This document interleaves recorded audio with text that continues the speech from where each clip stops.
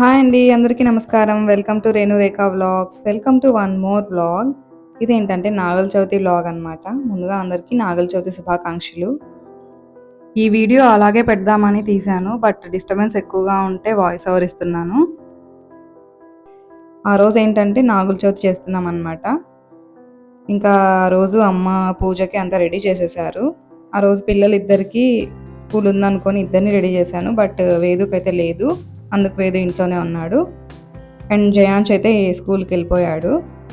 ఇంకా ఇంట్లో పూజ చేసుకొని ప్రసాదం అంతా తయారు చేసేసుకొని తర్వాత గుడికి వెళ్ళి పాలు పోసి వచ్చేస్తాము. చాలామంది పుట్టకు వెళ్తారు, కొంతమంది నాగులకు వెళ్తారు, నాగుల కట్టకి. మేమైతే నాగుల కట్టకు వెళ్తాము.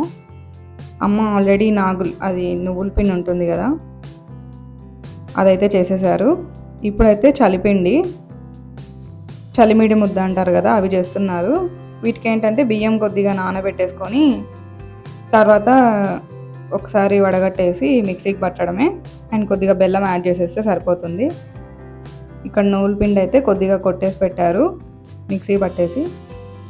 ఇవి వచ్చేసి వడపప్పు, పెసరపప్పు అంటారు కదా, వాటిని నానబెట్టేసుకొని తర్వాత వడబోసేస్తే సరిపోతుంది. కొన్ని గుడికి తీసుకెళ్ళాలి, అక్కడ ప్రసాదంగా పెట్టాలి కదా. కొన్ని మనం దేవుని దగ్గర ఇంట్లో పెట్టేసి అండ్ అలాగే కొన్ని తులసి మొక్క దగ్గర కూడా పెట్టేశాము. ఇవి పెసరపప్పులోనే పొట్టు తీసినవి. ఇక్కడ ఫస్ట్ అయితే బియ్యం పిండిని మెత్తగా రుబ్బేసుకోవాలి.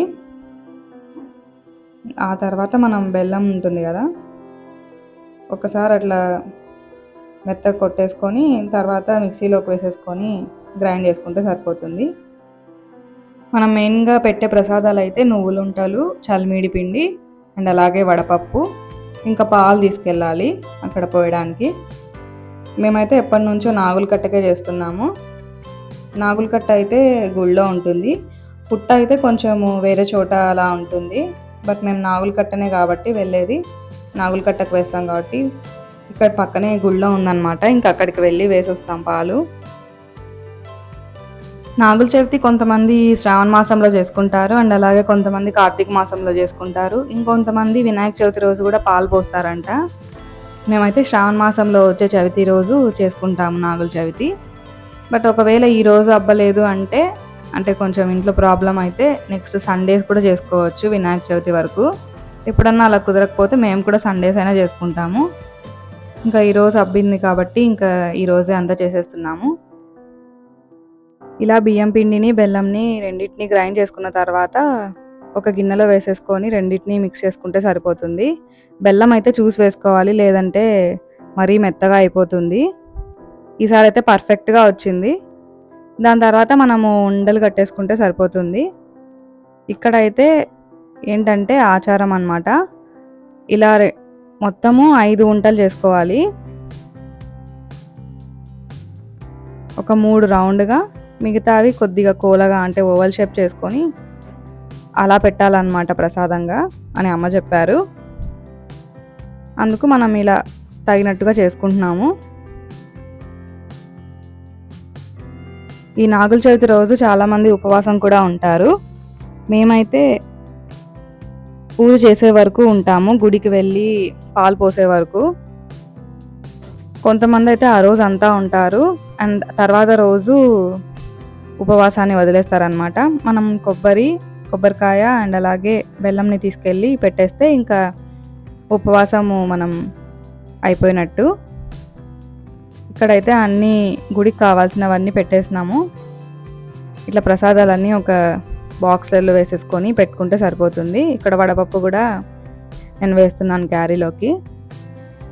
అసలు నాగుల చవితి ఎందుకు చేస్తారు అంటే ప్రకృతిని మనం పూజించడం ఎంత ముఖ్యమో మనకు తెలుసు కదా. అందుకు ఈ నాగుల చవితి రోజు మనం పుట్ట దగ్గరికి లేదంటే గుళ్ళల్లో ఉంటాయి కదా, నాగుల కట్టకి పూజ చేయడం వల్ల ప్రకృతిని ఆరాధించినట్లు అన్నమాట. అంటే ప్రకృతిలో ఉండే ప్రతి ఒక్కటి శివునికి సమానము, శివుడు ఉంటాడనే మనం నమ్ముతాం కదా, అలా ఆచారం వచ్చిందనమాట. పల్లెటూళ్ళలో అయితే చాలా బాగా చేస్తారు, ఇంకా బాగా ఉంటుంది సందడి సందడిగా టౌన్లలో కన్నా. ఇక్కడ కావాల్సినవి ఏంటివి అనేది చూపిస్తాను చూడండి. ఇక్కడ సర్దేశారమ్మ. ఏంటంటే ఇక్కడ కొబ్బరి అండ్ అలాగే కొబ్బరి చిప్ప ఉంటుంది కదా, ఎండు కొబ్బరిది అది, అండ్ అలాగే బెల్లం. ఇది ఒత్తిపత్తి అంటారు వేయడానికి అనమాట, నాగుల కట్టమైన. అండ్ ఇవి వచ్చేసి మనము చేతికి కట్టుకోవడానికి రక్షలాగా మనం తీసుకెళ్ళి అక్కడ పెట్టేసిన తర్వాత పూజ అంతా అయిపోయిన తర్వాత తీసుకొని మన చేతికి కట్టుకోవచ్చు. అండ్ ఇది 3 days తర్వాత తీసేయచ్చు అనమాట. పూలు కొంతమంది కడతారు దారంకి, లేకపోతే ప్లెయిన్గా అయినా పెట్టుకుంటారు. ఇదంటే 5 పొరలతో వేసేసి వైట్ దారంని పసుపులో ముంచి, పసుపు ఉంటుంది కదా, పసుపు కొద్దిగా వాటర్ కలిపేసి అట్లా పసుపు తాడుని చేసేసుకోవాలి. ఇలా ఇవన్నీ సర్దేసిందనమాట. కావాల్సినవన్నీ పసుపు, కుంకుమ, టెంకాయ, పూలు, పండ్లు ఇలా అన్నీ తీసుకెళ్ళాలి. మనమే చేయాలి కాబట్టి. తమలపాకులు, పక్కలు ఇలా అన్నీ అనమాట తాంబూలం పెట్టడానికి. ఇంకా మనం తయారు చేసుకున్నవి నువ్వుల పిండి, చలిమిడి పిండి అండ్ అలాగే వడపప్పు, వీటిని కూడా తీసుకెళ్ళాలి. కర్పూరము, అగ్గిపెట్టె ఇవన్నీ పెట్టుకోవాలన్నమాట ముందే మనం. అగరబత్తీలు అండ్ అలాగే మనము పూజ స్టార్ట్ చేసే ముందు నీళ్ళతో మొత్తం తిరగాలన్నమాట. అందుకు ఇలా ఇంటి నుండే చెంబులో నీళ్ళు తీసుకెళ్తున్నాము. అండ్ పాలు కూడా, పాలు లేవని అక్కడ కొనుక్కున్నాము. ఇక్కడైతే అమ్మ పూజ స్టార్ట్ చేసేసారు.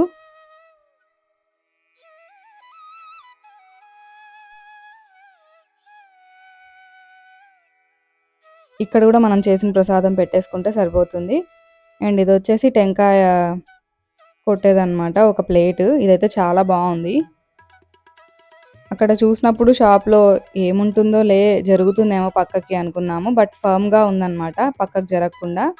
అండ్ అలాగే నీళ్లు పక్కన పడకుండా చాలా నీట్గా ఉంటుంది. కొట్టడానికి కూడా మనకి టైల్స్ బ్రేక్ కాకుండా ఉంటుంది. ఇక్కడైతే హారతి ఇచ్చేస్తున్నారు.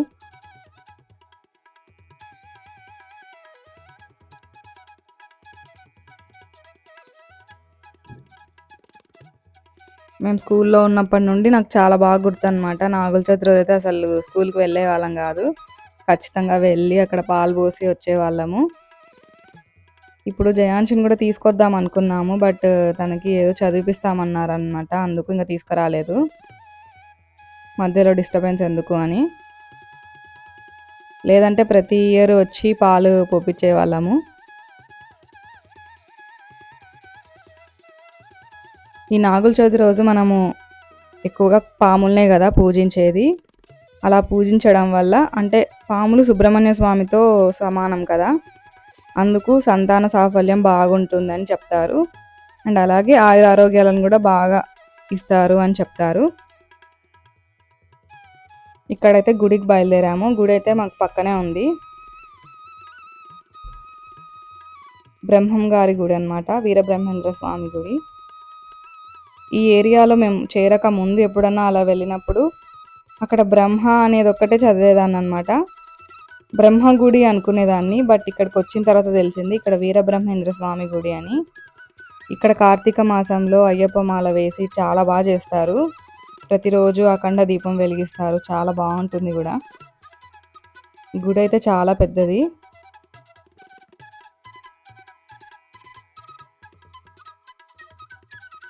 ఇక్కడ లెఫ్ట్ సైడ్లో నాగుల కట్ట ఉంటుంది. ఇక్కడే వేప చెట్టు అండ్ అలాగే రావి చెట్టు కలిసి ఉంటాయి అన్నమాట. ఈ వేప చెట్టు, రావి చెట్టు కలిసి ఉన్న చోట మనం తిరిగితే కూడా మంచిగా ఉంటుంది అని చెప్తారు. ఇక్కడ నవగ్రహాలు. పూజ అంతా అయిపోయిందనమాట. తర్వాత ఇంకా ప్రసాదం తీసుకున్నాము. అక్కడ వీడియో తీయడానికి కుదరలేదన్నమాట అసలు, అందుకు అంతా అయిపోయిన తర్వాత లీజర్గా కూర్చొని వీడియో తీస్తున్నాను. ఇక్కడ చూడండి, వేదు ప్రసాదం తినమంటే తినని అంటున్నాడు. మనం అక్కడ పెట్టి ఉంటాం కదా, అవి పసుపు తాళ్ళు చూపించా కదా, అవి చేతిలో కట్టేసుకొని అండ్ ప్రసాదం తీసుకున్నాము.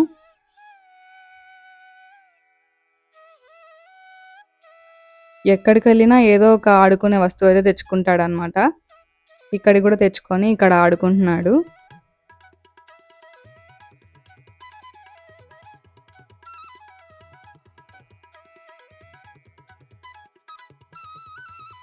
అప్పటికే ఇంకా 11:30 అలా అయింది మేము పూజ అంతా అయిపోయేసరికి. ఇంకా ఉపవాసం అప్పుడే ఇంకా అయిపోయినట్లనమాట. ఇక్కడైతే గుడి చూపిస్తాను చూడండి. ఇక్కడ వీరబ్రహ్మేంద్ర స్వామి గారు అండ్ అలాగే గోవిందాంబ. ఇక్కడ విశ్వకర్మ, గాయత్రీదేవి, సుబ్రహ్మణ్య స్వామి. ఇక్కడ విశ్వకర్మ ఉండరనమాట. ఇక్కడైతే స్పెషల్గా ఇక్కడ ఉన్నారు విశ్వకర్మ అండ్ సుబ్రహ్మణ్య స్వామి, గాయత్రీదేవి. ఈ గుడే స్పెషల్గా ఉంటుంది ఎందుకో. ఇక్కడ లేని విగ్రహాలన్నీ ఇక్కడ ఉంటాయి. ఇక్కడైతే విఘ్నేశ్వరుడు, ఇక్కడేమో అయ్యప్ప స్వామి. ఆ చిన్న ప్లేస్లోనే అన్నీ కట్టారు నీట్గా, అన్నీ అమర్చారనమాట బాగా. అండ్ అలాగే ఇక్కడ సీతారాముల వారు. ఎవరైనా ఈ ఏరియాలో ఉంటే ఖచ్చితంగా విజిట్ చేయండి ఈ గుడికి. ఇక్కడైతే ఈశ్వరీదేవి, ఈశ్వరీదేవి అని ఉన్నారు. అండ్ బ్యాక్ సైడ్ నుంచి ఇలా వెళ్తే ఇలా అయితే ఎక్కడా ఉండదు అనుకుంటా, మీరే చూడండి. ఇక్కడ శివలింగము అండ్ నంది కూడా ఉంది. అండ్ అలాగే ఇక్కడ వచ్చేసి ఆంజనేయ స్వామి.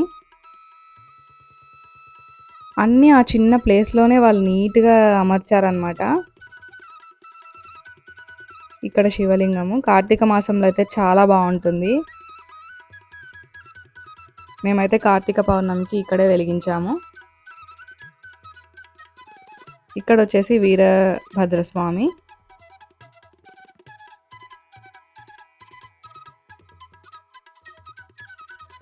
అందరు దేవుళ్ళు ఒకే దగ్గర ఉన్నారు. అండ్ ఇక్కడ వచ్చేసి మనకి నాగుల కట్ట అనమాట. ఇది పూజ అంతా అయిపోయిన తర్వాత తీసాను. ఎంత కళగా ఉందో చూడండి.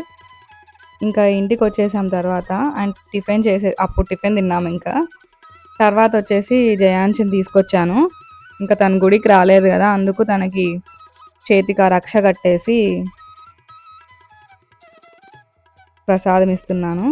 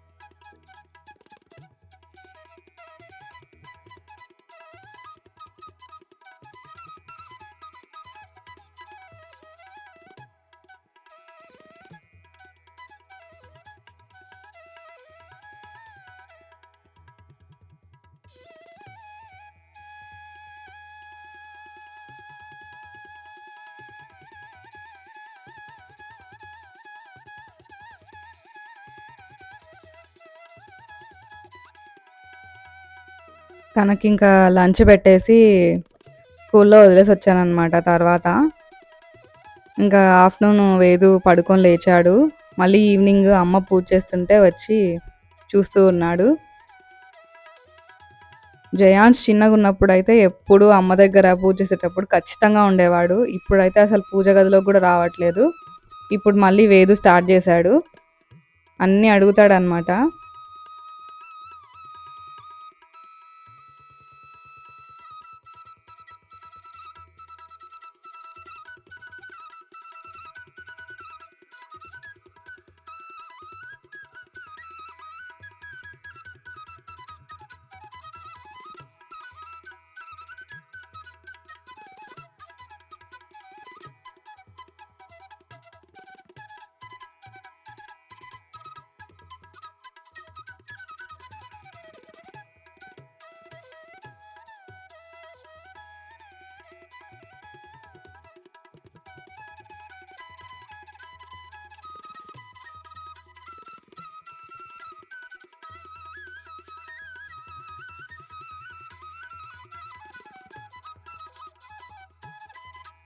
ఓకే అమ్మకి థ్యాంక్ యూ నాన్న. థ్యాంక్ యూ అమ్మమ్మకి మొక్కించు.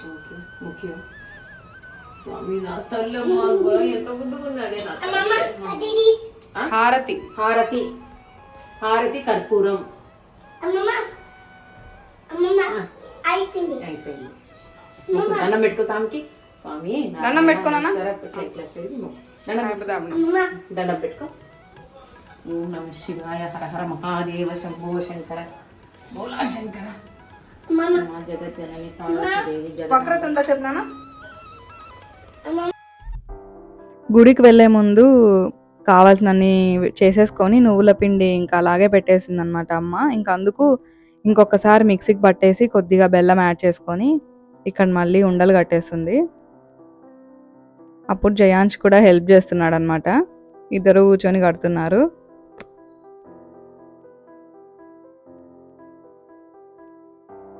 నువ్వుల పిండి తినడం వల్ల ఐరన్ ఎక్కువ వస్తుంది అండ్ అలాగే ఇమ్యూనిటీ కూడా పెరుగుతుంది.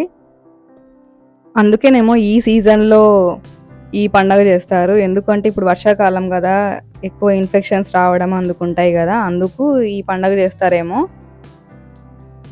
అండ్ ఈవినింగ్ అయితే మా చెల్లి కాల్ చేసింటే మాట్లాడుతూ ఉన్నాము. నాగుల చవితికి ఏంటంటే పెద్ద పెద్ద పూజా విధానాలు ఏం అవసరం లేదనమాట. అందుకు అందరూ చేసుకుంటారు. పల్లెటూళ్ళలో అయితే ఇంకా ఎక్కువ చేస్తారు. హలో చెప్పు. హ్యాపీ నాగుల చవితి అని చెప్పు. ఆ పెద్ద ఆయన చెప్పు.